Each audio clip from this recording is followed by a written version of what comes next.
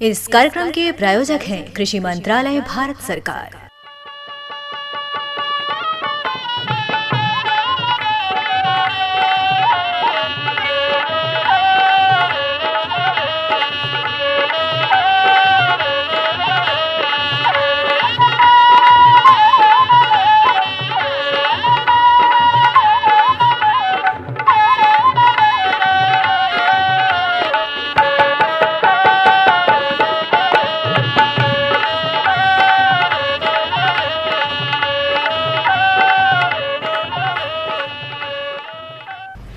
भैया बोला जय जवान जय किसान। गंगा बहिन, गुलाबो बहिन, और बतावे का हाल चाल बा। अब देखा बसुरी बज गईल बा। हाँ। और देखा अपन बैठकी समय से लग भी गईल। हाँ। और देखा अपने बैठकी में संगीत के धुन सुनाई दिला ना तो मनोरंजन होला, एकरे साथे साथे ज्ञान के भी देखा भरपूर संगम होखेला। और बुजुर्ग और जवान सब लोग एकजुट होके कार्यक्रम का आनंद लेवलन। बिल्कुल गुलाबो बहिन, देखा कई लोग अपन जो सवाल पूछ के अपन जिज्ञासा भी शांत कर लेना और बांसुरी के जो सुर माहौल के और भी मधुर बना देला। बिल्कुल ऐसे ही देखा अपन बैठकी कई साल से गांव के जो संस्कृति बा के मजबूत बनावत बा।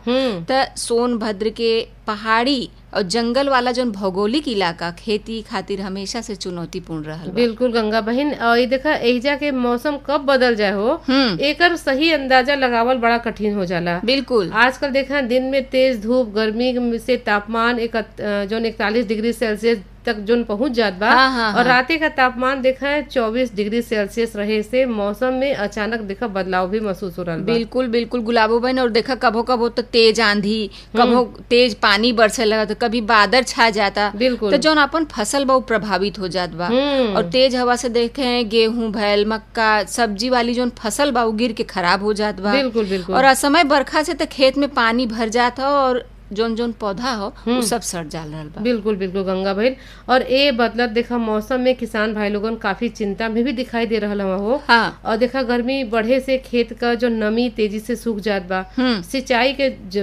अपन जो जरूरत बा ऊ बढ़ जात बा। हाँ। और देखा कई जगह देखा पानी के कमी से किसानन खातिर सबसे बड़ा समस्या बन गईल हो। बिल्कुल गुलाबो बहन, जो कबो कबो देखे तेज धूप के कारण जो सब्जी बा, जो अपन दलहनी फसल के उत्पादन बा उहो कम होवे लगेला। बिल्कुल। और आंधी पानी से जो फलदार पेड़ हुआ उ भारी नुकसान देखे के मिलत बा। बिल्कुल बिल्कुल। मौसम के जो आसमान चाल से जो कीट रोग के प्रकोप हो ना वो भी तेजी से बढ़ रहल बा। बिल्कुल। और देखा एकरे चलते किसानन के खेती में जो लागत अधिका से आमदनी कम हो जात बा। और देखा अगर मौसम के जानकारी सही समय पे मिल जाना तो नुकसान कुछ हद तक कम हो सकेला। बिल्कुल। ए खातिर देखा किसानन के मौसम आधारित खेती अपनावे की जरूरत बा। हाँ गुलाबो बहन, और कृषि विभाग के द्वारा जो सलाह बा उ किसान भाई लोग खातिर लाभदायक हो सकेला। तो जो सावधानी और वैज्ञानिक तरीका अपना के खेती के नुकसान कम करल जा सकेला ओके जरूर अपन किसान भैया लोग अपनावे। और सोनभद्र के जो किसान अपन मेहनती हुवन वो जो चुनौती बा हो गुलाबो बहन हर तरीके से अपन सामना करना। बिल्कुल बिल्कुल जरूरत बा तो समय के अनुसार खेती के तरीका बदले के और जागरूक बने के। मौसम चाहे देखा जितना भी कठिन होके गंगा बहन, सही योजना से खेती सफल बन सकेला। बिल्कुल। समूह में खेती करे से ना जानकारी साझा करे से भी फायदा हो सकेला। बिल्कुल बिल्कुल। और जो देखा अपन सरकारी योजना बा हो गुलाबो बहन, कृषि वैज्ञानिकन का जो सलाह बा वो किसानन तक जब पहुँचेला ना तो अपने आप किसान भैया लोग अपन तैयार रहना। और जो नई तकनीक आ गई बा हो मौसम जानकारी के, तो उसे उत्पादन में भी बढ़ोतरी संभव बा। बिल्कुल। और जो खेती के सुरक्षित बना के किसान भाई अपन आर्थिक स्थिति भी मजबूत कर रहा हूँ। एकदम गंगा बहन, सचेत किसान ही बदलत मौसम का सफल खेती के मिसाल बन सकेलन हो। और आज के समय में देखा किसान भाई लोग खातिर आमदनी बढ़ावल सबसे जरूरी विषय बन गईल बा। और बदलत मौसम और प्रकृति आपदा खेती पर लगातार असर डाल रहल बा। हाँ।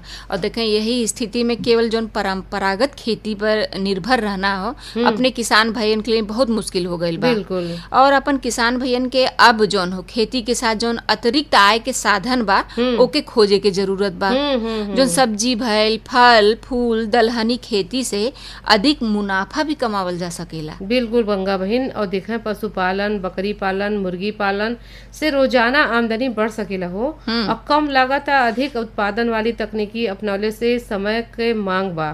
और देखा जागरूक किसान नई सोच से आपन भविष्य मजबूत भी बना सकेलन। बिल्कुल। और जो जैसन सोनभद्र जैसन जो क्षेत्र बा हो गुलाबो बहिन, यहाँ जल संरक्षण बहुत जरूरी मानल जात बा। बिल्कुल। अगर किसान बरखा के सहारे रही हैं तो जोन पानी सहेज लें, सूखा में भी खेती आसानी से हो सकेला। और जोन ड्रिप सिंचाई भा या स्प्रिंकलर तकनीक से जोन पानी के बचत होखेला, देखा इतना कठिन शब्द हो जाला कबो कबो कि मुंहे में जीभिए ऐठा जाला पहले जो फसल के देखे उत्पादन बढ़ेला ना, ओकर खर्चा भी कम हो जाला। एकदम गंगा बहन, आपकर कहानगी बिल्कुल सही बा।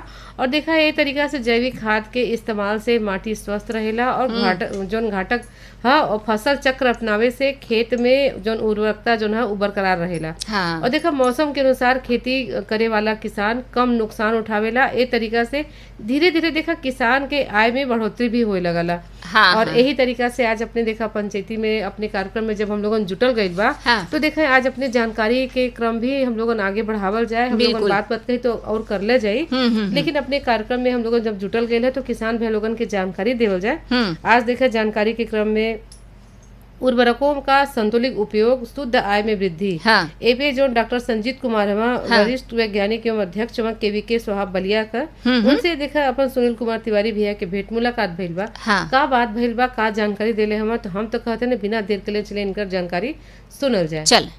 किसान भाई लोग देखें, हम लोगन खेती बाड़ी से जुड़ल है और अगर खेती बाड़ी करत है हम लोगन, थोड़ा सा कुछ बात ऐसा है जौन का ध्यान हम लोगन के देवे के चाहिए। ध्यान का बात कल जाए तो जौन खाद बा या उर्वरक बा ओकर संतुलित उपयोग कई का हम लोगन कैसे अपन आमदनी बढ़ा सकीला, एकरे बारे में जरूर हम लोगन के सोचे के चाहिए। तो हम लोग जरूर सोची। देखें, आज हमार संपर्क हो गल बा डॉक्टर संजीत कुमार साहब से, जौन की वरिष्ठ वैज्ञानिक और अध्यक्ष कृषि विज्ञान केंद्र सोहाव बलिया में हम। और आज हम लोगन आपसे ही जानब कि कैसे खाद और उर्वरक का संतुलित उपयोग कई का हम लोगन अपने आमदनी के बढ़ा सकीला।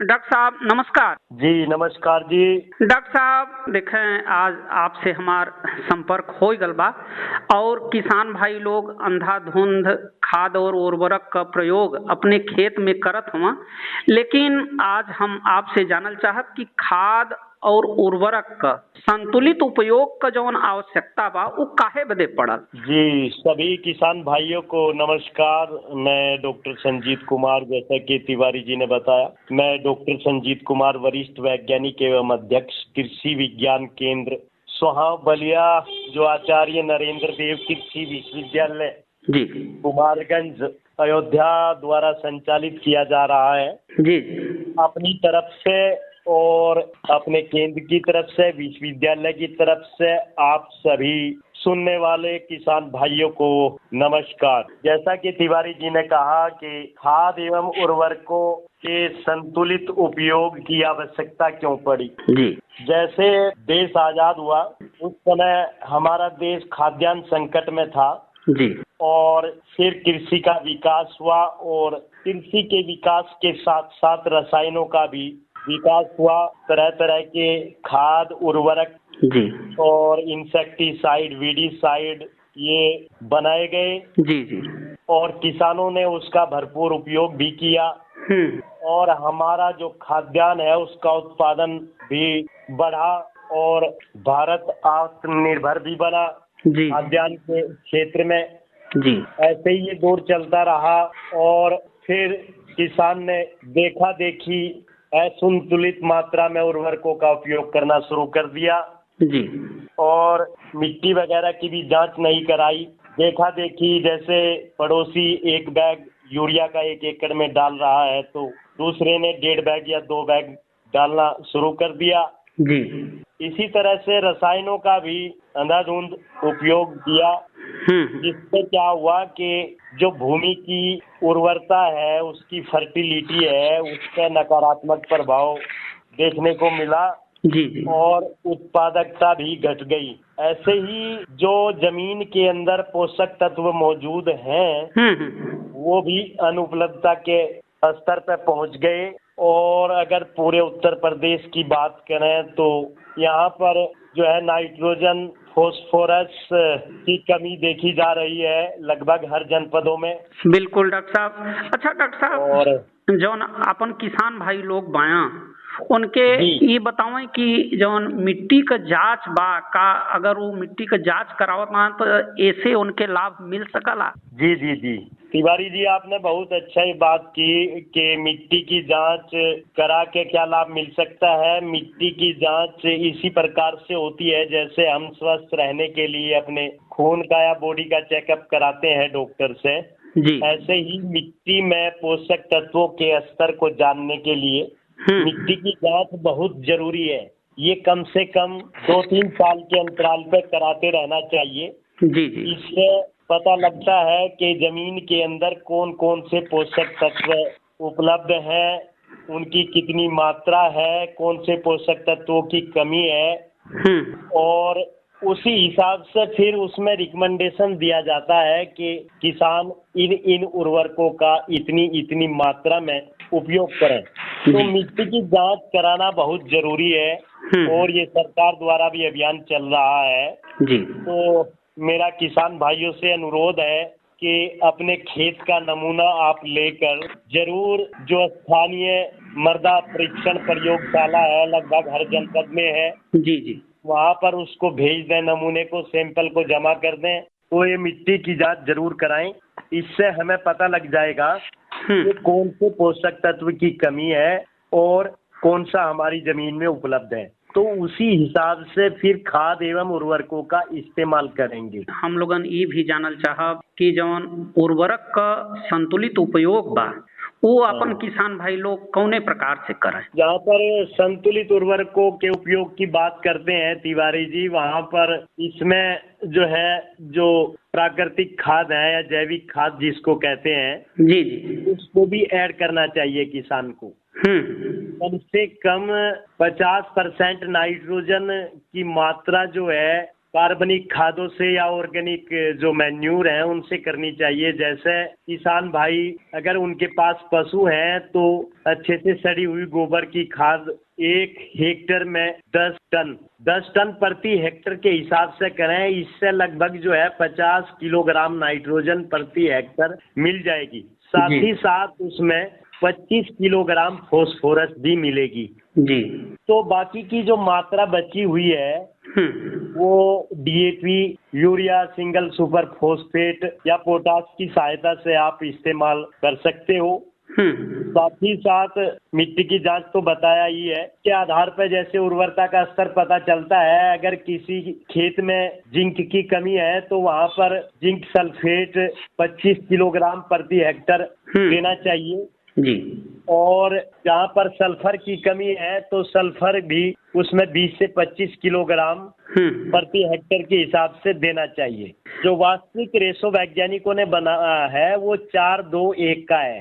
अगर किसान भाई किसी खेत में 40 किलोग्राम नाइट्रोजन डाल रहा है तो कम से कम वहाँ पर 20 किलोग्राम फास्फोरस होना चाहिए उसमें मिश्रण में जी, और 10 किलोग्राम पोटाश होना चाहिए। तो 4-2-1 का रेशो बनाकर आप इस्तेमाल करेंगे तो निश्चित रूप से जो पोषक तत्व हैं वो जो भी फसल हम लोग उगा रहे हैं उसमें उनको मिलते रहेंगे फसल को, और फसल की बढ़वार अच्छी होगी, कोई भी नकारात्मक प्रभाव नहीं होगा।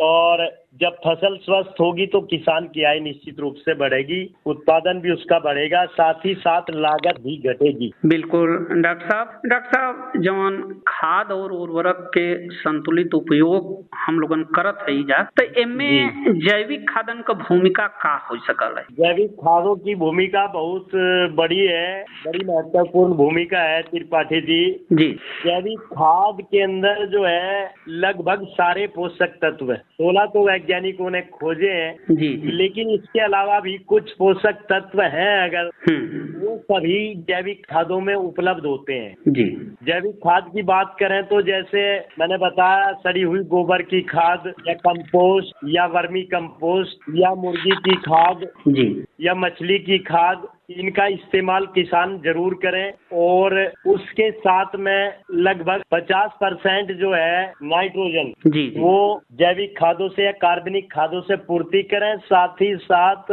जो बची हुई मात्रा है वो आप लोग रासायनिक उर्वरकों से कर सकते हैं। इसके अलावा जैसे अभी गेहूं की कटाई हो चुकी है या सरसों की भी कटाई हो चुकी है, जो भी हमारी फसलें थी रबी वाली सारी कट चुकी हैं और खेत खाली हैं, तो जहां पर सिंचाई के पर्याप्त साधन है वहां पर किसान भाई ढैंचा की बुआई कर सकते हैं और ये मात्र 45 दिन में तैयार हो जाती है पलटने के लिए। और इसमें जो हरी खाद है ढैंचे की लगभग 40 से 70 किलोग्राम नाइट्रोजन प्रति हेक्टर जमीन में लगभग 45 दिन में एकत्रित हो जाती है। क्योंकि आप लोग सभी जानते हैं किसान भाई के जो भी दलहनी फसल है जैसे ढैंचा भी दलहन वर्ग में आता है, तो इसमें राइजोबियम नाम के जो बैक्टीरिया है वो पाए जाते हैं इसकी जड़ों में। वो ढैंचा की पौधों की जड़ों में ग्रंथियां बनाकर रहते हैं और वातावरण की जो नाइट्रोजन लगभग 78% वातावरण में घूम रही है हवा में उसको वो इकट्ठा करते रहते हैं जमीन में। ठीक है, और इस प्रकार से जैसे 40 से 70 किलोग्राम नाइट्रोजन मात्र 45 दिन में इकट्ठी हो सकती है। साथ ही साथ अन्य पोषक तत्व भी उसमें ऐड होंगे क्योंकि लगभग सारे पोषक तत्व मौजूद होते हैं जितने भी ये प्राकृतिक खाद है। और इसके बाद जैसे ही फसल आपकी लगभग 3.5-4 फीट की हो जाए, वो 45 दिन में इतनी हो जाती है, तो उसकी पलटाई कर दें और पलटाई करके उसमें पानी अच्छे से लगा दें और सिर्फ 1 सप्ताह छोड़ दें। उसके बाद धान की रोपाई उसमें कर सकते हैं। तो इससे बहुत अच्छी फसल आपकी होगी और उर्वरकों की भी बचत होगी। यहाँ पर 50% सीधा उर्वरक बचा सकते हैं अगर ढैंचे की खाद का इस्तेमाल हरी खाद का कर रहे हैं किसान भाई। डॉक्टर साहब, उर्वरक का संतुलित उपयोग में जौन अपन फसल चक्र बा एकर का भूमिका हो सकल है? हाँ, फसल चक्र का भी बड़ा महत्व है पोषक तत्व प्रबंधन में और संतुलित उर्वरकों के उपयोग में। फसल चक्र में जैसे दलहनी फसल या अनाज वाली फसलें, नॉन लेग्यूम क्रॉप, दलहनी फसल अगर हमने उगाई है पहले, कोशिश करें कि अगली जो फसल है वो दलहन वर्ग से होनी चाहिए। और दलहन वर्ग आप जानते ही हैं, दलहन वर्ग में राइजोबियम बैक्टीरिया पाया जाता है उनकी जड़ों में और वो वातावरण की नाइट्रोजन को जमीन के अंदर इकट्ठा करता रहता है। साथ ही साथ जितनी भी दलहनी फसलें हैं उसमें नाइट्रोजन की ज्यादा जरूरत नहीं होती, मात्र 15 से 20 किलोग्राम नाइट्रोजन प्रति हेक्टेयर ही इस्तेमाल करना पड़ता है स्टार्टर डोज के रूप में जब तक हमारे पौधे का विकास होता है। उसके बाद फिर जड़ों में ग्रंथियां बननी शुरू हो जाती हैं, वो अपना भरण पोषण तो करती ही हैं वो फसलें दलहनी। साथ ही साथ आगे आने वाली जो फसल है उसके लिए भी वहाँ पर अच्छी मात्रा में लगभग 40 से 70 किलोग्राम नाइट्रोजन प्रति हेक्टर जमीन में ऐड कर देती है। तो किसान भाइयों से मेरा यही अपील है कि आप फसल चक्र को अपनाएं और उसमें दलहनी फसल जरूर ऐड करें। बिल्कुल, जैसे अभी सीजन आने वाला है जहाँ पर जल भराव की समस्या नहीं है वहाँ पर किसान भाई अरहर की खेती कर सकते हैं और सभी जनपदों में अरहर की खेती होती है, तो अरहर की खेती भी किसान लोग कर सकते हैं आने वाले सीजन में। या दूसरी फसलें हैं जैसे उड़द है या मूंग है या लोबिया है या फिर बोड़ा है, इसको भी बुआई करके आप लाभ उठा सकते हो। बिल्कुल डॉक्टर साहब, आज आप अपने किसान भाई लोगन के इतना बढ़िया जानकारी दिलेन। ये जानकारी से जरूर अपन किसान भाई लोग लाभ उठाई हैं। एकरे बदे आपके बहुत बहुत धन्यवाद। जी धन्यवाद। अरे क्या कर रहा है? इधर इधर इधर हम बोल रहे हैं तेरे बीजू का। उतला बोल रहा है? हाँ, पक्षियों से तो हम खेत को बचा लेते हैं, पर इन घातक रसायनों से कैसे बचाएं? मतलब? देख बेटा, तू जो ये अंधाधुंध रसायन मिलाता है ना, मिट्टी की सेहत बिगड़ने लगी है। और जब माटी ही कमजोर पड़ जाएगी तो उपज कैसे सेहतमंद होगी? अरे पहले ऐसा नहीं था। पूछना अपने बड़े बुजुर्गों से, कैसे फसल लहलहाती थी, शुद्धता झलकती थी। हाँ, माटी भी तंदुरुस्त और लोग भी। तो अब पहली वाली बात कहा, पर अब तो सब यही डाले हैं। सब नहीं, आज भी लाखों जागरूक किसान परंपरागत विधि से फसल उगा रहे हैं। खर्चा कम और उपज की कीमत भी बेहतर पा रहे हैं। सच है? रे बेटे, एक्सपीरियंस से बता रहे हैं, धूप में बाल सफेद नहीं किए हैं। हाँ। ठीक है भाई, मैं भी आज से जैविक खेती शुरू करूंगा। माटी से प्रेम की परंपरा है परंपरागत खेती। हर जोखिम से निकल कर फसल आए, सुरक्षित हो जाए। फसल बीमा से हर किसान अब आत्मनिर्भर हो जाए। संकट के समय प्रधानमंत्री फसल बीमा योजना किसानों के लिए वरदान है। अब सूखा पड़े या बाढ़ आ जाए, कोई डर नहीं। अब ओले पड़े या कीट पतंगे फसल खा जाए, कोई फिक्र नहीं, क्योंकि हमने लिया है प्रधानमंत्री फसल बीमा। बुआई से फसल कटाई तक हर जोखिम का दावा, न्यूनतम प्रीमियम पर अधिकतम भुगतान का वादा। योजना से हर साल जुड़ रहे हैं 5 करोड़ से ज्यादा किसान। अब आपकी है बारी। नजदीकी कृषि कार्यालय, सहकारी समिति, बैंक शाखा, अधिकृत बीमा कंपनी या जन सेवा केंद्र में स्वेच्छा से करा सकते हैं पंजीकरण। फसल बीमा पोर्टल या फसल बीमा ऐप द्वारा भी कराया जा सकता है पंजीकरण। प्रधानमंत्री फसल बीमा योजना, आपकी फसलों का संपूर्ण सुरक्षा कवच। कृषि एवं किसान कल्याण मंत्रालय, भारत सरकार। गंगा बहन, गुलाबो बहन, कितना बढ़िया जानकारी देत रहे हैं डॉक्टर संजीत कुमार जी, जवन की वरिष्ठ वैज्ञानिक एवं अध्यक्ष KVK सोहा बलिया से रलन है। और उर्वरकों का संतुलित उपयोग के तरीका से करे के चाहे, और इतना फरिया के जानकारी दिलन है, उनके देवल जाए बहुत बहुत धन्यवाद। हाँ। और देखा, धन्यवाद के साथ साथ जब भी हम लोगों ने अपने कार्यक्रम में जुटीला, हाँ। तो देखा कुछ न कुछ ऐसा जानकारी होला, कुछ अपन बाजार भाव भी होला। हाँ। अपने कहीं न कहीं मंडी के बाजार भाव होला, कहे की जानकारी के माध्यम से उनके पता चलला कि मधुपुर का बा, कि रावणगंज में का बाजार भाव चलत बा, कि घोरावल में का बाजार भाव चलत बा, कि दुद्धी में का चलत बा। तो ऐसे में देखा आज हमारे हाथ में पाती लगल है, पुनवासी चौहान भैया के भेजल पाती। हाँ। तो अगर आप कहें तो अपने किसान भैया लोगन के बाँच के बता दें। बिल्कुल गुलाबो बहन, फरिया के बतावा। एकदम देखा है, लाल वाला जो आलू है गंगा बहन 1000 रुपया प्रति कुंतल है। हाँ। सफेद वाला आलू देखें 800 रुपये प्रति कुंतल है। हाँ। प्याज देखें 1300 रुपये प्रति कुंतल। टमाटर 250, बोड़ा देखें 1800 है। हाँ। कोहड़ा 200 है। लंबा वाला बैगन देखें 1200 है। हाँ। गोल बैगन 2500 रुपये प्रति कुंतल। परवल अच्छा। देखें 6000 रुपये प्रति कुंतल। हाँ। लौकी 500 है। करेला 1500 रुपया प्रति कुंतल। भिंडी 800 है। हाँ। और देखें नेनुआ 300 है। कुंदरू 2000 है प्रति अच्छा। कुंतल। हाँ। मूली देखें 1000 है। हरी मिर्च देखें 5000 है। अच्छा। और फूल गोभी सैकड़ा में बा 1500 रुपये प्रति सैकड़ा। पत्ता गोभी देखें 2000 रुपये प्रति सैकड़ा। हाँ। और देखें जो लहसुन है हाँ। वो 7000 रुपये प्रति कुंतल है। धनिया 4000 रुपये प्रति कुंतल है। पुदीना अच्छा। 3000 बा। हाँ। काहे कि देखा गर्मी में पुदीना का सेवन बहुत ज्यादा होला। बिल्कुल। और काहे कि पुदीना ऐसा चीज बा जो पेट में ठंडा प्रदान करला, ठंडा रखला। हाँ। ऐसे अगर कोनो बर बीमारी होला तो अगर पुदीना का सेवन करें तो बड़ी आराम मिलेला। हाँ, हाँ। और गर्मी में वैसे भी देखा, चाहे छाछ बनावे, चाहे शरबत बनावे, सब में पुदीना डालल चाहे जाए। आम को पना बनावे, उसमें हाँ। पुदीना जरूर होखला। और देखा ओकर भाव भी अच्छा बा 3000 रुपये प्रति कुंतल। अदरक देखा 8000 बा प्रति कुंतल। सूरन देखें 4000 रुपये प्रति कुंतल। कटहल 1000 बा। अच्छा। पालक देखें 1200 है। तरबूज 1300 रुपये प्रति कुंतल। खरबूज 1800 है। अच्छा। खीरा 1000 है। ककड़ी 1200 रुपये प्रति कुंतल। पपीता 1600 रुपये प्रति कुंतल। और नींबू देखें 400 रुपया प्रति सैकड़ा। अच्छा। ये रहल है अपन पुनवासी चौहान भैया का भेजल मधुपुर से बाजार भाव। हाँ। और भैया के देवल जय बहुत बहुत धन्यवाद। और धन्यवाद के संगे हम तो कहब ना कि अपने कार्यक्रम का जो क्रम है एक ही थोड़ा आगे बढ़ावल जाए और मनफेर सुनल जाए। चल तो मनफेर भी हम लोगन श्यामदेव और संघाती भी लोगन के गावल किसानी गीत बा। हाँ। तो चले सुनल जाए। चल।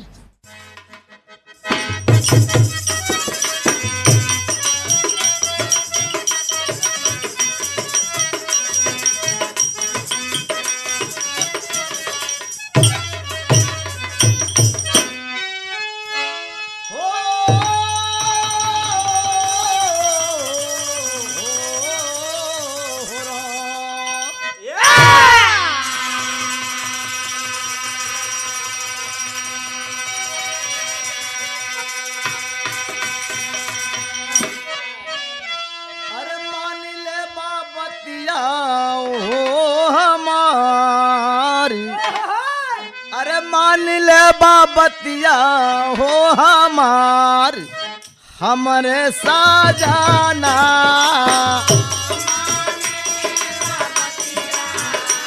हो हमार हमरे साजाना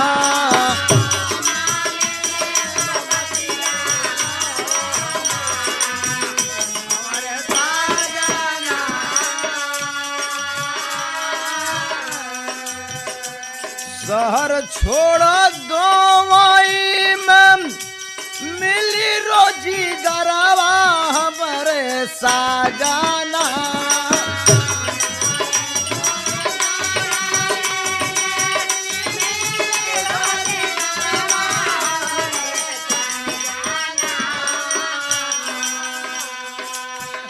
योजना हो चलावई सरकार हमरे साजाना सरकार हमरे साजाना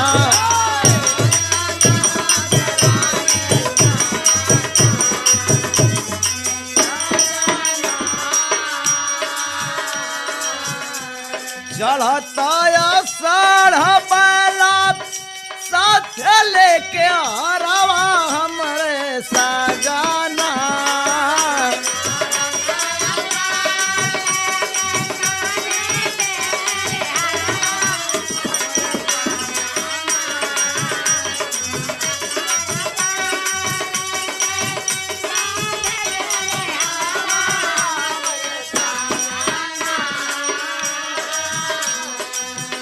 खेतवा ज्योति के करी हाथ ताई यार हमरे साजाना ताई यार हमरे साजाना बहुत अच्छे बहुत अच्छे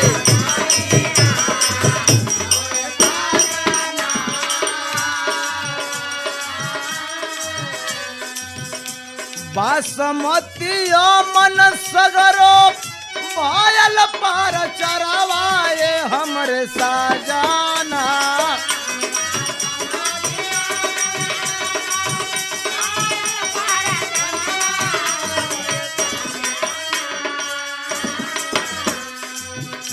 अब की रोपब मनवा बाहा मारी हमरे साजाना अब की रोपब मनवा बाहा मार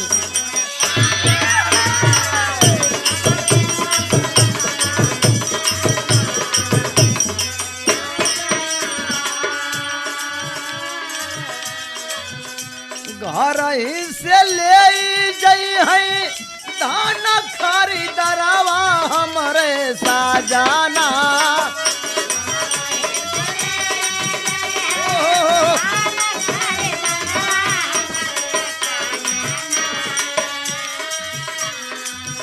बिगा पीछे मिली 30,000 हमरे साजाना बिगा पीछे मिली 30,000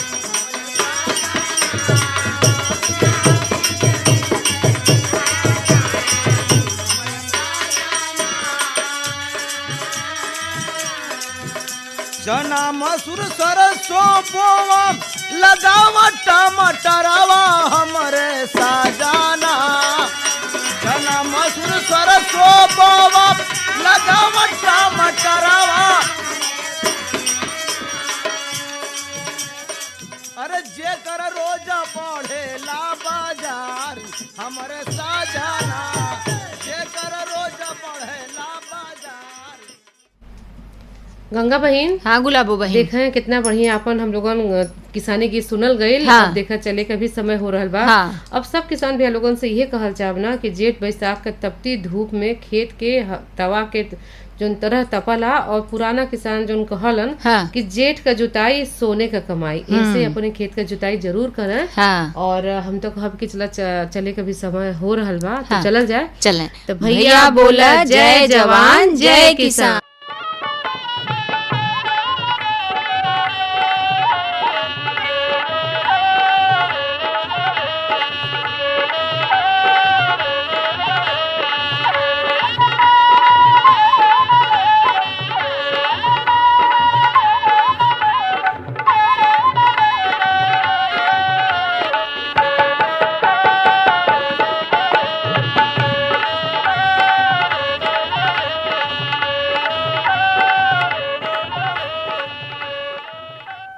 इस कार्यक्रम के प्रायोजक थे कृषि मंत्रालय, भारत सरकार।